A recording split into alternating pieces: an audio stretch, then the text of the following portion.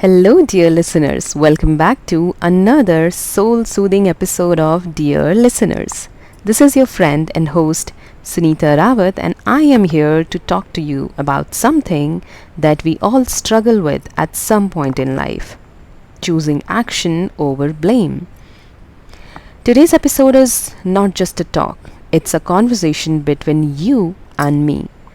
And maybe, just maybe, it will become the beginning of a small change inside you.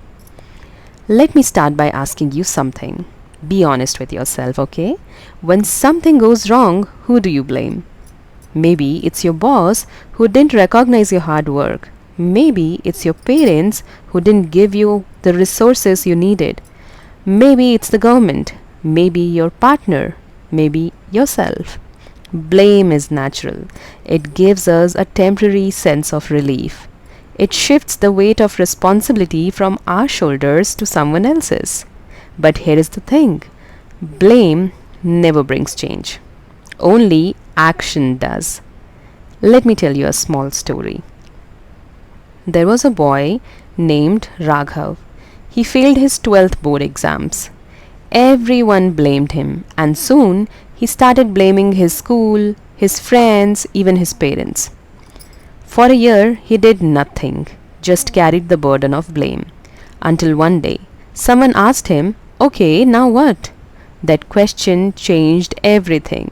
Because after all the blame, what remained was his life, still waiting to be lived, still full of possibility.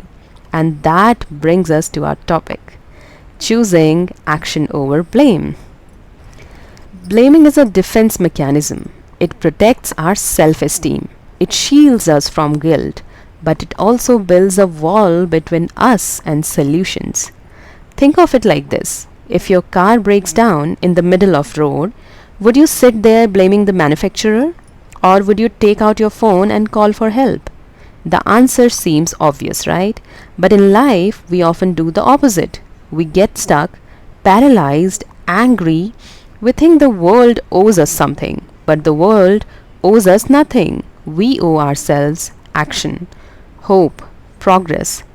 So the next time you catch yourself saying, "I can't because of him, her, that situation," pause, my dear friend, and breathe and ask yourself, what can I do now?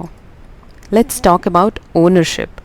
One of the most empowering feelings in life is realizing that you are not a victim, you are a creator. Yes, bad things happen, unfair things, cruel things, but healing begins when we stop pointing fingers and start moving our feet. Take the example of someone growing up in poverty. They have every reason to blame their situation, but many of them choose action. They study under street lights. They walk miles for school. They work part-time jobs. And slowly they build their life brick by brick. Ownership doesn't mean blaming yourself for everything. It means accepting that your response is your responsibility. When we take ownership, we stop waiting for external rescue. We start looking inward for strength. Here is where it gets hopeful. You don't have to take giant leaps. Start with tiny actions. If you feel stuck in a toxic job, update your resume. If your relationship feels distant, start a meaningful conversation. If you are unhappy with your health, go for a 10-minute walk today. Tiny actions lead to tiny wins, and tiny wins build momentum.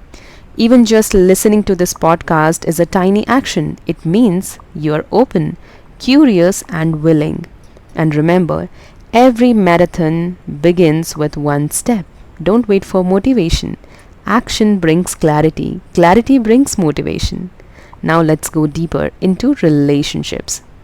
Blame is a relationship killer, whether it's romantic or professional. "You never listen to me, you always do this, it's because of you that I feel this way." Sound familiar? Let's flip the script. "I feel unheard when I speak. Can I talk about it? I feel hurt when this happens." Do you see the difference? One approach blames, the other invites healing. Let's be action taker in our relationships. Let's take emotional responsibility for our feelings while still expressing them with care. Let's try something. If you're not driving or walking, maybe you can pause and write this down, or simply think about it. Who or what am I currently blaming in my life? What actions can I take instead?